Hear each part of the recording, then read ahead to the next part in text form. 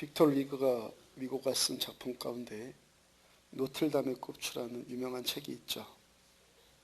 작가인 빅토르 위고가 이 책을 쓴 배경, 자기가 그 책을 쓴 배경에 대해서 이런 설명을 합니다. 이분이 노틀담 사원을 방문을 했습니다. 사원을 거닐다가 사원 기둥에 헬라어로 아난케라고 새겨진 글자를 발견합니다. 이 글자가 한 번만 파서 새긴 것이 아니라 여러 날에 걸쳐서 깊이 판 겁니다. 왔다가 파고 왔다가 또 파고 해서 올 때마다 아난케 위에다가 또 아난케를 새기고 또 아난케를 새기고 그래요. 이 아난케라는 헬라 말이 우리말로 숙명이란 뜻입니다. 숙명. 빅토르 위고가 사원 기둥에 파고 또 파서 깊이 새겨진 그 아난케라는 그 단어를 보고 글상이 떠오른 거예요. 어떤 수도사가 있었습니다. 수도사가 하나님 앞에 자기 일생 전체를 바치기로 결심을 하고 수도원에 들어간 것 아니겠습니까? 그러면 이 사람이 속세와도 모든 인연을 끊었다고 결단한 사람이잖아요. 세상적인 정념 다 버리고 수도 생활에만 정진하겠다고 결심한 사람. 근데 아무도 보지 않는 자기 혼자만의 시간을 가질 때 그 남몰래 그 숙명이란 그 단어를 사원 기둥에다가 새겨놓습니다. 그것도 한 번만 새겨놓은 것이 아니라 그 위에 새기고 또 새겨요. 자신의 그 마음의 그 번민을 그 기둥에다 파서 새겨놓는데 그 숙명이란 단어로 자꾸 거기다가 새기고 또 새기는 거예요. 가장 평강하고 가장 만족해야 될 그 자리에 왜 그 숙명이란 단어를 그것도 밤마다 남의 눈길을 피해갖고 저기다 새겨놨을까? 빅토르 위고가 거기까지 생각이 미쳤고 그래서 노틀담의 곱추라는 소설을 써내려가요. 노틀담의 곱추에 에스메랄다라는 여인이 나옵니다. 에스메랄다. 그 여인 사랑했던 기병대 사관이 또 나와요. 근데 그 작품의 주인공은 그 여자도 아니고 기병대 사관도 아니고 곱추도 아니에요. 노틀담 그 수도원에 있었던 수도사가 주인공입니다. 그 수도사가 아난케라는 단어를 거기다가 새겨놓는 겁니다. 하나님 앞에다가 자기 인생을 다 바쳤어요. 세상 육신의 정욕, 안목의 정욕, 이생의 자랑들 다 버리고 수도사의 길에 들어섰습니다. 근데 에스메랄다라는 그 여인을 보고 자기 마음 가운데 번민이 일어나는 거예요.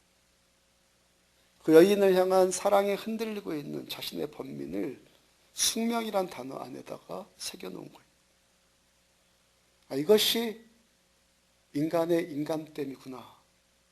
인간의 그 인간됨, 그 인간의 그 숙명됨을 아난케라는 그 단어 안에다가 그 돌에다가 새겨놓고 또 새기고 또 새기는 거예요. 그 갈등과 번민이 금방 해결되지 않으니까 그 기둥을 파서 새겨놓듯이 자기 가슴을 파고 또 파고 후벼 팔 정도로 계속 파는 거예요. 그 수도사가 자기 가슴 찢고 있는 그 그림 보면서 생각나는 성경 구절이 있습니다. 로마서 7장 24절 보면은 오호라 나는 곤고한 사람이로다. 이 사망의 몸에서 누가 나를 건져내랴. 오호라 나는 곤고한 사람이다. 이 말씀은요, 사도 바울이 회심하기 전에, 즉 오늘 본문 사도행전 9장 본문 이전에 사울이 바울 되기 전 사울일 때 고백한 말이 아니에요. 로마서의 말씀을 기록할 때 이분이 원숙한 사도가 되었을 때 지금 쓰고 있는 말이에요. 오호라 바울은 곤고한 자로다. 사울이 바울 되었다고 해서 그 존재 자체가 완전히 다른 인간으로 변신한 것이 아니라는 거예요. 인간은 누구인가? 인간은 어떤 존재인가? 내가 신자 되었다는 말이 무슨 뜻인가? 이 질문에요. 내가 신자 되었다는 것이 무슨 뜻인가? 인간은 누구인가? 이 질문에 아주 정직하고 깊은 고뇌, 가슴을 후벼 파는 그 고뇌를 해보지 않는 사람들이 쉽게 결론 짓는 말이 있어요. 생각이 있다고요. 쉽게 결론 내린 생각. 예수 믿고 성숙해지면 이 사람이 상당한 수준에 이를 것이고, 그러면 죄와는 상관없는 사람이, 죄와는 상관이 없는 사람이 될 것이다라는 막연한 생각이, 아주 막연한 생각이. 창세기 6장 9절 보면은 노아는 의인이요 당대 완전한 자라. 노아를 이 성경이 소개하면서 의인이다, 당대 완전한 자다라고 말해요. 그 다음에 좀 흘러서 창세기 9장 20절 21절 보면 노아가 농사를 시작하여 포도나무를 심었더니 포도주를 마시고 취하여 그 장막 안에서 벌거벗은지라. 당대의 완전한 의인이다 평가받았던 사람이 술 취해서 벌거벗었습니다. 성경에는요, 성경의 단어 안에는 모두 다 그런 것은 아니지만 때로 상징적인 의미가 들어있어요. 벌거벗었다 할 때는 그냥 옷만 벗었다 그런 의미 아니거든요. 자식들이 뭐 아버지 옷 벗은 것 한두 번 봅니까? 그게 뭐가 더 큰 문제겠어요. 자신의 치부를, 그 자신의 그 연약한 어떤 모습들을 드러냈다는 거, 노출했다는 거. 노아의 그 실수로 인해서요, 함이라는 아들의 족속, 큰아들 그 족속이 그때부터 지금까지 대대로 고생하는 비참한 아프리카 인종 되었잖아요. 아버지의 실수 때문에. 창세기 22장에서 아브라함이 자기 아들 이삭을 하나님께 드리는 최고의 믿음의 행위를 해요. 그렇죠? 최고의 믿음의 행위를 한다고요. 그 다음 한참 지났어요. 창세기 25장 1절 보면은 아브라함이 후처를 맞이하였으니 그의 이름은 구두라라. 아브라함이 이삭을 120살쯤에 바쳤다고 추산하고 그 후에 사라가 죽었어요. 사라가 죽는 시간이 또 흘렀을 것 아닙니까? 사라가 죽은 다음에 또 시간이 흘렀고, 그러면 이제는 한참 할아버지일 텐데 거기에 또 뭐가 또 후처가 또 필요하냔 말이에요. 이스라엘 12지파의 아버지가 된 야곱, 그 많은 세월 동안 연단받고 또 연단받았어. 계속 이 말씀 드리죠. 연단받고 또 연단받았으니까 우리가 막연하게 이 사람이 이제 좀 사람 되었겠구나. 그 사람이 말년에 또 뭐라 고백합니까? 창세기 47장 9절, 내가 험악한 세월을 보내었나이다. 자기 인생이 처음부터 여기까지 지금까지도 험악한 세월이라는 거. 하나님의 마음에 합한 자라고 평가받았던 다윗, 자기 신복 우리아를 죽이고 그 아내 빼앗아요. 300명의 용사로 12만 5천 명의 미대한 군사를 물리친 믿음의 용사 기드온, 그 사람의 말년을 보면요, 아들만 70명을 낳아요. 아들만 70명이면 딸까지 합치면 150명 아니에요? 150명을 한 사람에게서 낳습니까? 그 아들들이요, 또 나중에 또 자기들끼리 막 칼부름 일으킨다고요. 지난주에 잠깐 나누었던 디모데후서 4장 10절부터 16절, 대만은 이 세상을 사랑하여, 이 세상 사랑하여 나를 버리고 데살로니가로 갔고, 그리스께는 갈라디아로, 디도는 달마디아로 갔고, 누가만 나와 함께 있느니라. 내가 처음 변명할 때 나와 함께한 자가 하나도 없고 다 나를 버렸으나. 우리가 이런 말씀 대하면서요, 깊은 고뇌를 한번 해봐야 돼. 성경에 그런 이야기를 보면서 그 몹쓸 인간들 그거, 이런 생각들이 퍼뜩 든다면요, 우리는요 더 깊이 생각하면서 살아가는 습관을 좀 들여야 돼요. 지금 이들이 누구 이야기입니까? 우리들 이야기예요. 내 이야기예요. 그래서 제가 신앙생활 하면 할수록요, 목회를 이만큼 하니까 해보면 해볼수록 두려워지는 사람이 어떤 사람인 줄 아십니까? 두려워지는 사람. 남의 말 함부로 하는 사람. 남 이야기 함부로 하는 사람. 왜요? 저 사람이 자기에 대한 그 깊은 고뇌와 자신에 대한 그 정직한 성찰, 나에 대한 그 정직한 성찰을 얼마나 하지 않고 사는 사람일까? 또 하나님 마음을 얼마나 모르는 사람일까? 그런 마음이 자꾸 드는 거예요. 성경은 우리가요, 야, 저런 몹쓸 인간들, 우리가 저 몹쓸 인간들하고 쉽게 판단하는 평가하는 사람들을 향하신, 그들을 향하신 하나님의 사랑 이야기로 가득 찬 책이 성경이에요. 아멘입니까? 우리가 손가락질하는 그 사람들을 사랑하는 하나님의 사랑 이야기로 가득한 책이 성경이단 말이에요. 노아를 보고 뭐라고 그랬다고요? 당대 의인이다. 완전한 자다. 그 사람 보고. 아브라함 보고요? 믿음의 아버지다 그래요. 야곱을 보고요? 이스라엘로 높여줘요.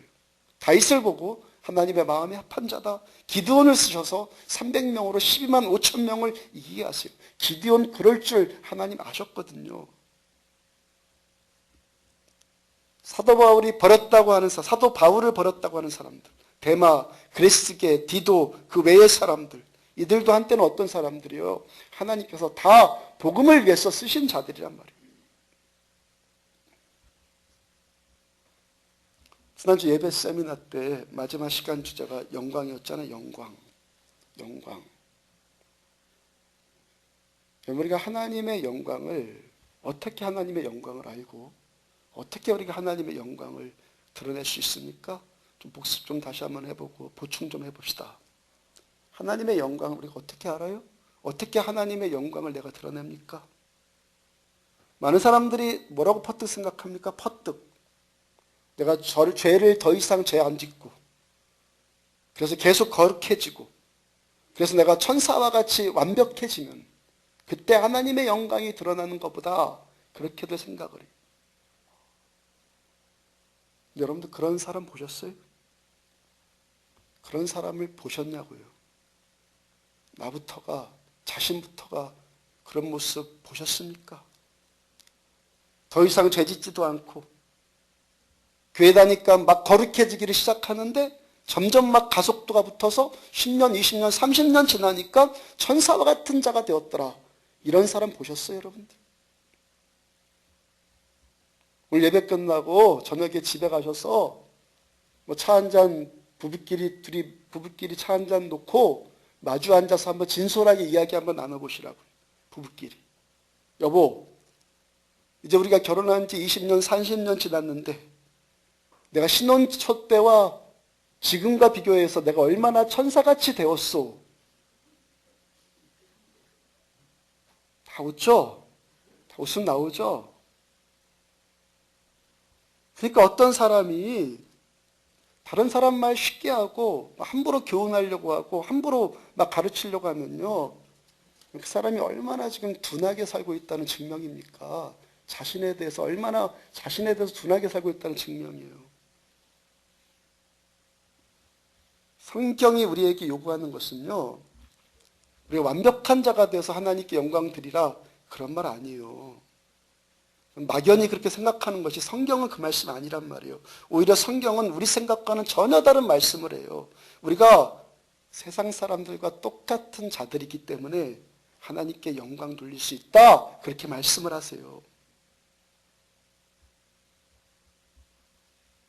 계속해서 우리가 사도행전 9장의 말씀을 통해서 사울이 바울로 회심하고 그래서 그가 새로운 인생을 살고 있는 모습을 지금 보고 있어요.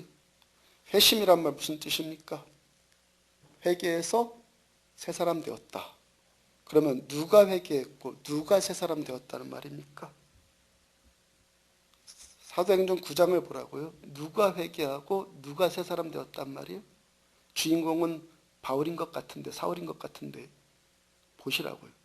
성경 아무리 읽어봐도 사울 스스로가 회심했다 이런 말 있습니까? 사울 스스로가 뉘우쳤다 이런 흔적이 있습니까? 사울이 그리스도인들을 잡아 가두려고 다메섹으로 달려가는데 그거 주저했다거나 두려워했다거나 그런 말이 있습니까? 지금 성경이 오늘 사도행전 9장에서 말하고 싶은 것은 바울의 인간성도 아니고요, 바울의 인격도 아니란 말이에요. 사울이 바울 되었다? 그래서 바울을 높이 평가하겠다? 그런 이야기는 더더욱 아니란 말이에요. 바울이 원했고 바울이 노력했고 바울이 깨달아서 회심한 것이 아니기 때문에, 전혀 아니기 때문에. 오예배 시간에 우리가 여러분들이 종종 간증하는 일 있지 않습니까? 저도 설교하다가 종종 자주 재간증하지 않습니까? 간증하는 이야기를 듣는, 그 이야기를 듣는 우리들 모두, 간증하고 있는 그 당사자, 사람 자체를 특별하게 생각할 이유는요, 단 0.1%도 없는 거예요. 여기서 간증했다가도요, 이 자리에서 간증했다가 지금 우리 교회 나오지 않는 분들도 몇 분 계시잖아요. 그러면 간증한 그 사람이 그때 거짓말한 겁니까? 거짓 간증한 겁니까? 생각해봐요, 차분하게. 그때 간증했던 그 이야기도 그이고 진짜이고 지금 교회에 나오지 않는 그 모습도 그 사람이에요. 앞으로 간증할 분들 가운데서도 또 그럴 분들 또 나올 거예요. 정확하게 말씀드리자면 뭐예요? 그런 모습들이 우리들의 실존이에요, 그게. 그거 우리들의 실존이고, 그런 우리일지라도 간증거리가 있게끔 은혜 주시는 분이 누구란 말이에요? 하나님. 제가 어떤 분에게 간증을 부탁할 때 그 사람이 뭐 탁월한 영성 가진 분이라서 간증 부탁하는 것 같습니까? 목회 이만큼 했는데 그래서 하는 것 같습니까? 아니에요. 뭘 지금 부탁하는 거, 뭐를? 은혜 받은 그 부분만, 은혜 받은 그 부분만 말해달라고 부탁하는 거예요. 어떤 사람 보고 이중인격자라고 하고 위선자라고 하잖아요. 저 사람 이중인격자야, 저 사람 위선자야. 그러면요, 그 말에 걸리지 않을 사람 이 자리에 있으면 한번 손 한번 들어보세요. 그 말에 안 걸릴 사람 계시면은 발 한번 들어보세요. 이중인격 아닌 사람이 여기 누가 있어요? 위선자 아닌 모습 가진 사람이 이 자리에 누가 있어요, 도대체? 맞습니까? 뭘 깨달으란 말입니까? 그때 그 모습도 나이고 지금 이 모습도 나예요.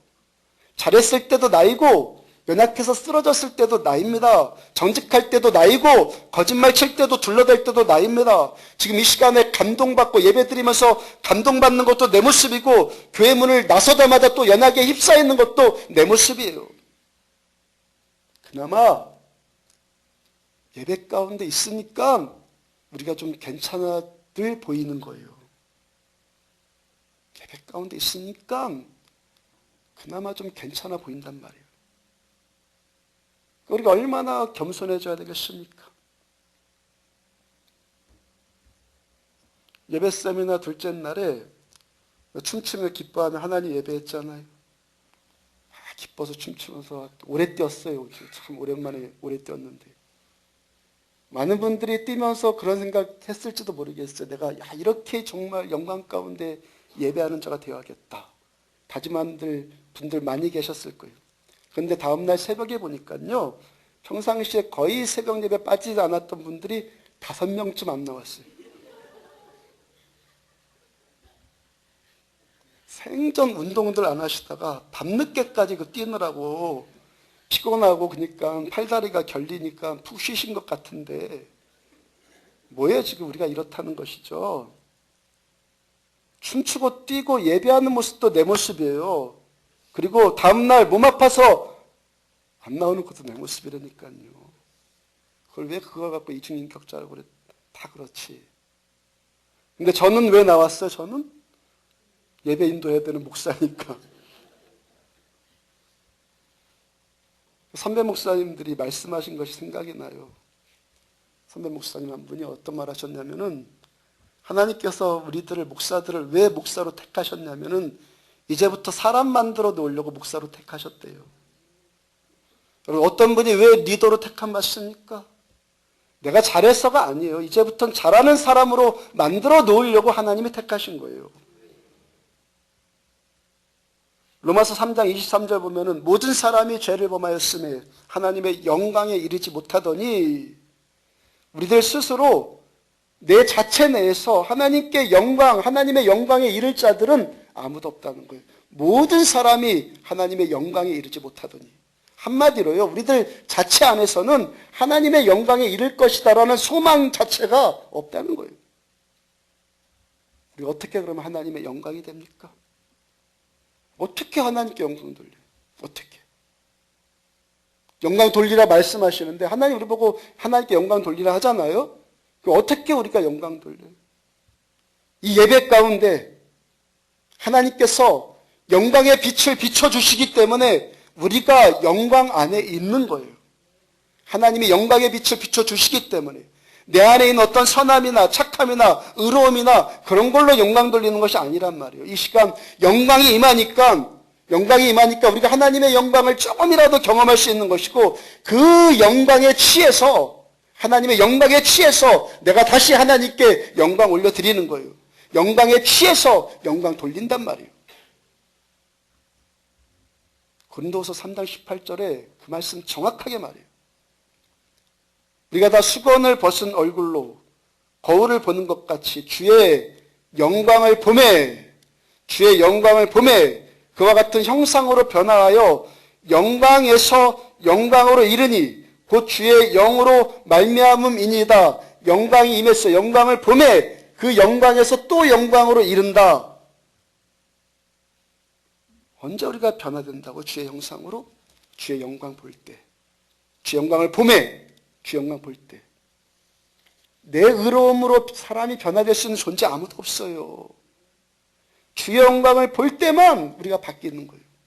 영광에서 영광에 이른다. 우리가 어떻게 주님께 영광 돌릴 수 있어요? 주의 영광이 내 안에 임해야지만 그 영광으로 다시 주님께 영광 돌리는 거예요. 그 영광이 어떻게 임한다고요? 곧 주의 영으로 말미암음이라. 주의 영으로 하나님의 성령께서 여기에 영광을 풀어 놓으시는 거예요. 하나님의 영광이 우리가 의롭고 선해서 그 영광이 되는 것 아니라 성령께서 여기 임하시니까, 성령께서 오시니까 영광 돌릴 수 있는 거예요.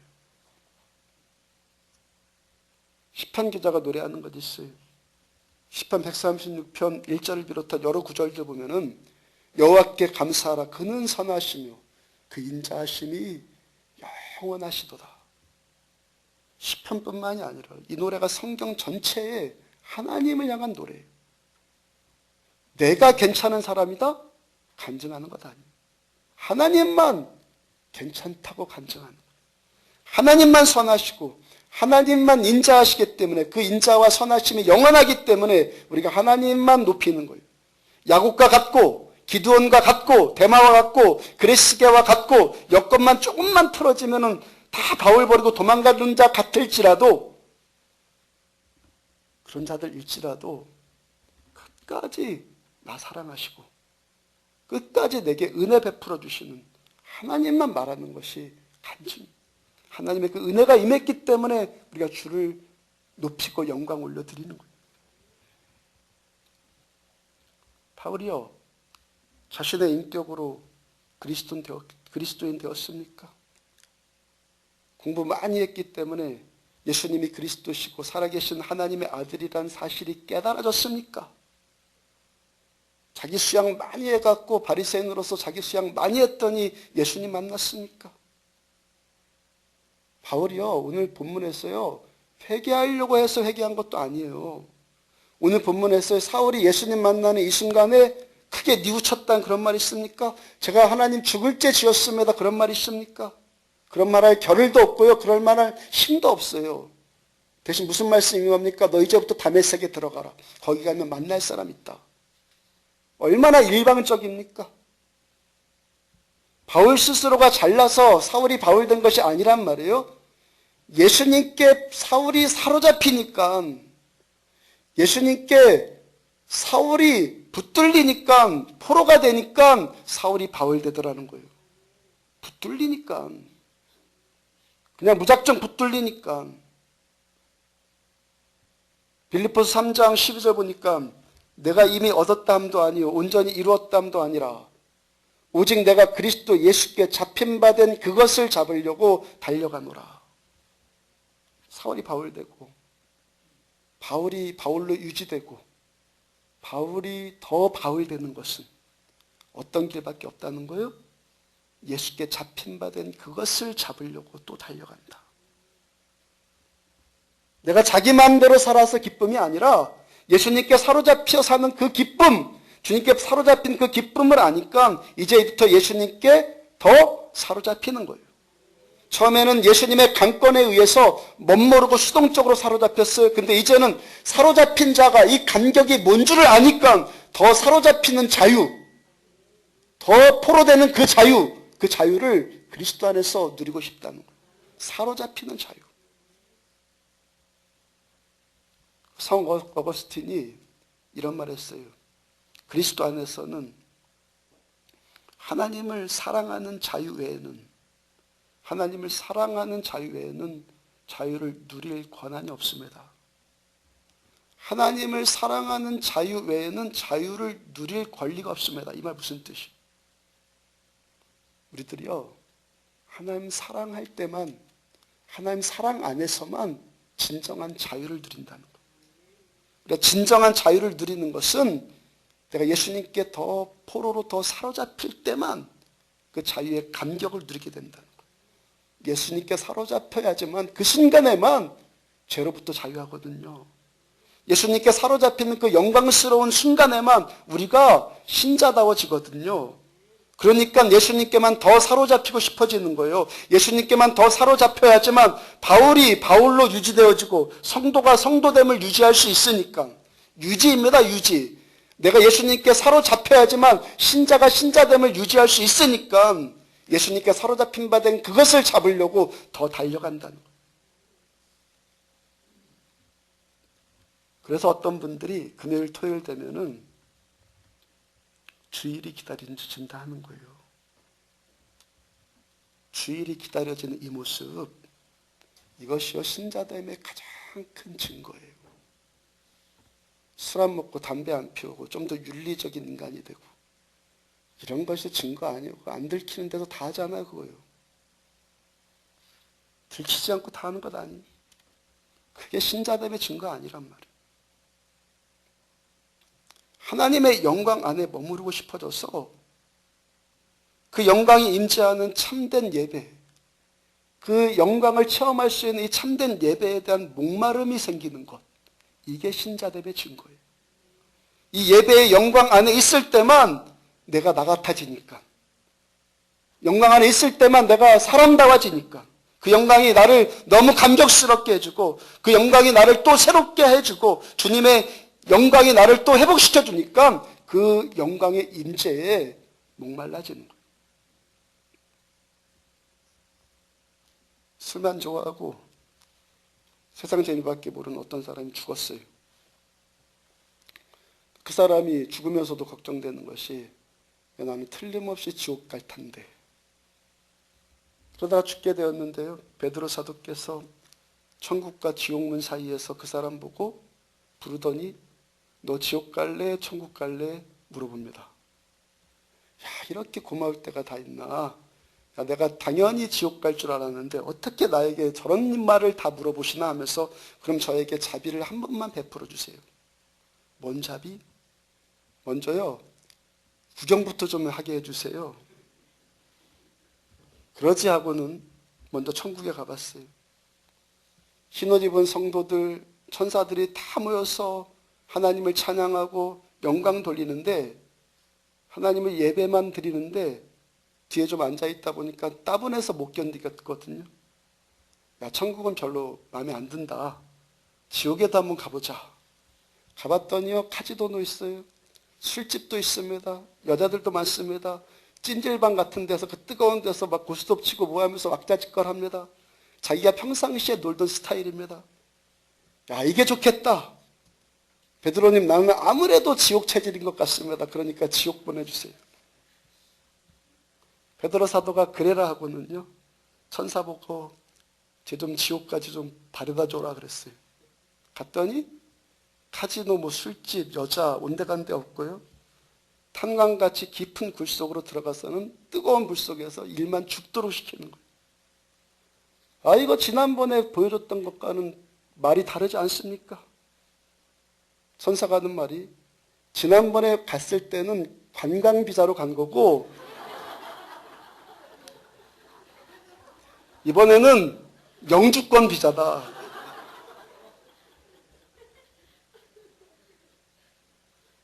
이 땅에 즐겁습니까, 여러분들? 다 관광 비자에 그거예요. 조금 후면은 이제 몇십 년 있으면은 영주권, 영원한 세계가 기다린 줄 깨달으시길 바랍니다. 여러분들 이 예배가 기다려지고 이 시간 예배 가운데 감격을 누리고 행복하십니까? 왜요? 예배 체질로 내가 바뀐 거예요. 천국 체질로. 지옥 스타일이 아니라요. 천국 스타일로 바뀐 거라니까요. 천국은 아무나 뭐 갑니까? 천국은요. 천국은 아무나 가는 것이 아니라 천국은 천국 가면 행복해질 사람만 천국 가는 거예요. 누가 천국 간다고요? 천국 가면 행복해질 사람만 천국 가는 거예요. 그래서 우리가 전도할 때도요. 세상 재미가 너무 좋은 사람이요. 전도 안 되잖아요. 어떤 사람이 전도됩니까? 세상에 실증 느낀 사람. 내가 이렇게 사는 게 맞는가? 허무감 느끼는 사람. 그 사람들이 전도되는 거예요. 천국은요. 천국에는 무슨 일만 있는 줄 아십니까? 요한계시록 4장 말씀처럼요. 24장로들, 천사들, 흰옷 입은 모든 성도들이 하나님만 예배하는 거예요. 천국에는 설교도 없어요. 기도도 없어요. 기도할 필요가 뭐 있어요? 설교가 뭐 필요했어요? 다 구원받았는데. 뭐만 있는 줄 아십니까? 천국은 하나님을 높이는 찬양하는 예배의 노래만 있어요. 그래서 요한계시록의 말씀을 추각하면은 어떤 말씀이냐면 이 세상 가운데 우리가 말씀 때문에 고난받는 성도들이 천국의 예배 가운데 경험할 그 영광스러움을 향한 그 소망 갖고 천국의 예배를 향한 그 영광을 향한 소망을 갖고 지금 참고 인내하고 견디라는 말씀이 요한계시록이에요. 그래서 요한계시록을 보면요. 세상의 고통에 대한 말세의 고통에 대한 말씀을 전하면서 중간중간에 몇 장 지나고 또 하나에 몇 장 지나고 또 한 장에 몇 장 지나고 또 한 장에 계속 나타나는 말씀이 뭐냐면은 어린 양 대신 예수님을 전심으로 예배하는 모습들이 그 장면. 하나님의 영광의 임재가 있는 예배를 사모하면서 오늘 이 현실을 이기라는 거예요. 왜 예배가 행복해지고 왜 예배가 기다려집니까? 내가 천국 백성으로 택함받은 증거예요. 천국 백성으로 택함받았기 때문에 영원토록 예배만 드릴 그 예배의 감격, 그 예배의 이 감격을 점점 알아가는 거예요. 왜 말씀 듣고 깨달아지고 왜 말씀이 내 심령의 귀에 들려옵니까? 내가 하나님의 백성 되었기 때문에 천국의 소리가 들리는 거예요. 오늘 보면 15절 봅시다. 15절 다 같이 읽습니다. 시작. 주께서 이르시되 가라 이 사람은 내 이름을 이방인과 임금들과 이스라엘 자손들에게 전하기 위하여 택한 나의 그릇이라. 택한 나의 그릇. 바울이 원했어요? 아니죠. 어떻게 됐다고요? 택함 받았다요. 하나님께 택함 받았다. 주어가 하나님이에요. 택함 받았기 때문에 우리가 말씀 듣고 깨달아지고 택함 받았기 때문에 예배 가운데 은혜 받는 거예요. 그리고 그 주님께서 택하신 그 그릇을 쓰시려고 하나님이 그 그릇에다가 더 은혜를 주시고 하나님의 영광을 체험케 해주시는 거예요. 내 인생이요? 내가 잘나서 사울이 바울 된 것 아니란 말이에요. 하나님이 택해 주신 하나님께서 나를 하나님의 것 삼아 주셨기 때문에 사울이 바울 되는 거예요. 그릇은 그릇 자체에 의해서 그 가치 결정되지 않아요. 옛날에 왕들이 쓰던 그릇들, 특히 술잔, 얼마나 기가 막혔습니까? 보통 왕들이 쓰는 그 잔, 술잔, 금으로 만드는 경우도 많았잖아요. 그 금잔에다가 술을 담아요. 거기에 술이 담기니까 어떻게 됩니까? 그 술 먹은 사람 비틀거리고 쓰러지고 그 사람 때문에 나라가 망하는 인생 돼요. 옛날에 한약 먹을 때 다리던 그 그릇들 생각납니까? 다 흙으로 만든 사기 그릇들 아니에요? 흙으로 만든 사기 그릇일지라도 거기에 그 그릇에 보약이 담기니까 남 살리는 그릇 되더라는 거예요. 금으로 만든 그릇일지라도 거기에 술 담으니까 남 죽이는 그릇 되는데 흙으로 만든 그릇일지라도 거기에 약이 담기니까 남 살리는 인생이 되더라는 거예요. 그릇은요, 그릇 자체로 그 진가가 결정되는 것이 아니에요. 뭐가 담기느냐. 택한 나의 그릇이라.